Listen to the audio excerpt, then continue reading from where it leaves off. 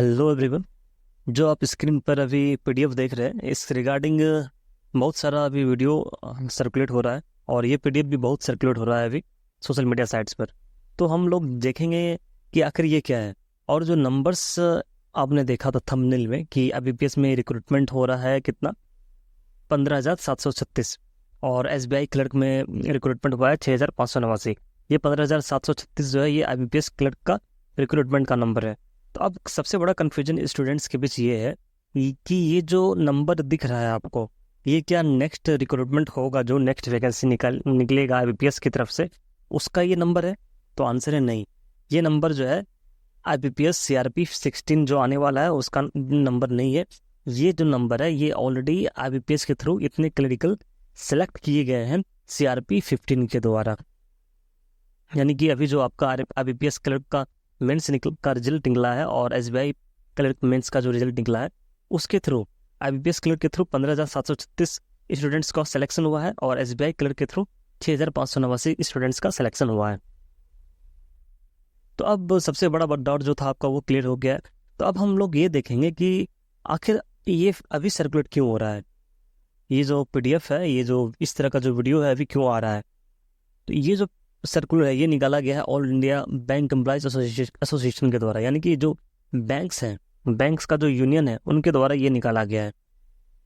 देखो होता क्या है कि हर साल टाइम टू टाइम बैंक जो है कभी स्ट्राइक करती है या कभी मैनेजमेंट पे प्रेशर लगाती है, क्योंकि बैंक्स में क्लरिकल स्टाफ का बहुत शॉर्टेज है।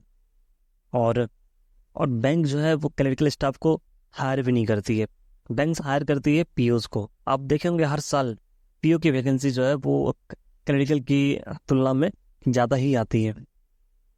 ठीक है, तो इसको लेकर के जो जो भी यूनियन है बैंक की, वो हमेशा मैनेजमेंट पर प्रेशर बनाते हैं, चाहे वो स्ट्राइक के थ्रू हो, ठीक है, और हर पॉसिबल वे में ये करते हैं। तो ये जो सर्कुलर निकाला है इसके थ्रू जो एसोसिएशन है, जो यूनियन है बैंक का, वो अपनी उपलब्धियों को दिखा रहा है।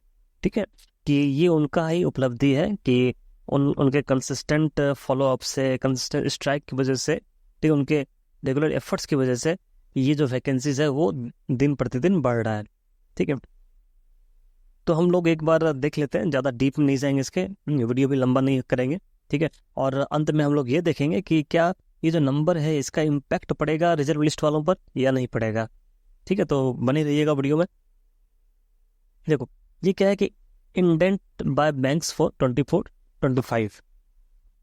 देखो इंडेंट का क्या मतलब होता है, जब कोई बैंक आईबीपीएस को लिखकर बताता है कि हमें इतने क्लर्क्स चाहिए तो उसे ही इंडेंट कहते हैं।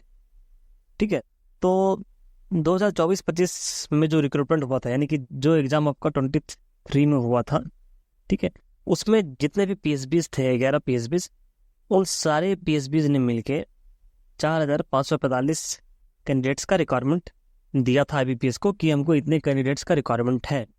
लेकिन यूनियंस के प्रेशर की वजह से बैंकों ने जो रिक्वायरमेंट है उनको रिवाइज किया और ये इतना 8,704 क्लरिकल्स का रिक्रूटमेंट हुआ था।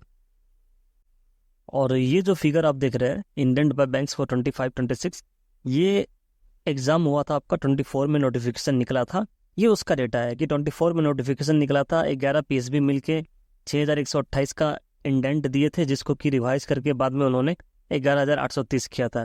यानी कि 2025 में कितने क्लर्क्स का रिक्रूटमेंट हुआ था टोटल 11 पीएसबीज में, और एसबीआई ने इंडेंट इतना दिया था 14,000 का, और 14,000 का ही रिक्रूटमेंट हुआ था 2025 में। ठीक है, और अब बात करते हैं इस साल की। तो इस साल जो है, इस साल का डेटा जो है यहाँ पर है आपका। इनिशियली जो 11 पीएसबी था वो लोग मिल करके 10,000 का इंडेंट दिया था, फिर यूनियन के प्रेशर से फिर ये लोगों ने इंडेंट बढ़ाया, फिर फर्दर इंडेंट किया इतना, और फिर फाइनली जो फाइनल अलोकेशन हुआ है 15,736 कैंडिडेट्स का अलोकेशन हुआ है, इतने कैंडिडेट्स का रिक्रूटमेंट हुआ है।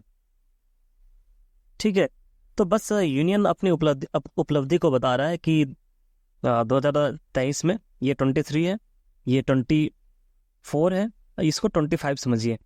ये 23 जो है ये एग्ज़ाम का जो नोटिस आया था वो पीरियड आप समझ लीजिए, और रिक्रूटमेंट ईयर देखें रिक्रूटमेंट ईयर अगर देखें तो ये है रिक्रूटमेंट ईयर 24, ये है 25, ये है 26 रिक्रूटमेंट या ज्वाइनिंग बोलिए। तो जो यूनियन है वो अपनी उपलब्धि को बता रहे हैं कि देखो 2024 में उन्होंने उनकी वजह से 8,700 का रिक्रूटमेंट हुआ है, 2025 में इतने का ज्वाइनिंग हुआ है, और 2026 में अभी इतने कैंडिडेट्स का ज्वाइनिंग होना है। तो बस इसमें इतना ही दिया हुआ है, और बैंक्स वाइज इन्होंने बता रखा है कि कैनरा बैंक में इतना है, सेंट्रल बैंक ऑफ इंडिया ने इतने कैडेट्स को रिक्रूट करना है अभी। ठीक है, अब आते हैं जो फाइनल मेरा टॉपिक है कि क्या रिजर्व लिस्ट वालों पर कोई इम्पैक्ट पड़ेगा या नहीं पड़ेगा। ठीक है, ये जो पीडीएफ सर्कुलेट हो रहा है अभी, इसकी वजह से क्या रिजर्व लिस्ट का कोई लेना देना है? तो आंसर है नहीं। ये जो पीडीएफ निकला है, ये जो नंबर ऑफ वैकेंसीज अभी दिख रहे हैं, इससे रिजर्व लिस्ट वाले कैंडिडेट्स पर कोई इम्पैक्ट नहीं पड़ना है। आईबीपीएस ने ऑलरेडी रिजर्व लिस्ट कैंडिडेट्स का ऑलरेडी लिस्ट निकाल चुके हैं वो लोग। ठीक है, अब इम्पैक्ट तभी पड़ेगा जब जो 15,736 कैंडिडेट्स हैं इनमें से कुछ ज्वाइन नहीं करेंगे, तभी आप रिजर्व लिस्ट में से आप मूव होकर के फाइनल सिलेक्शन की तरफ जाएंगे।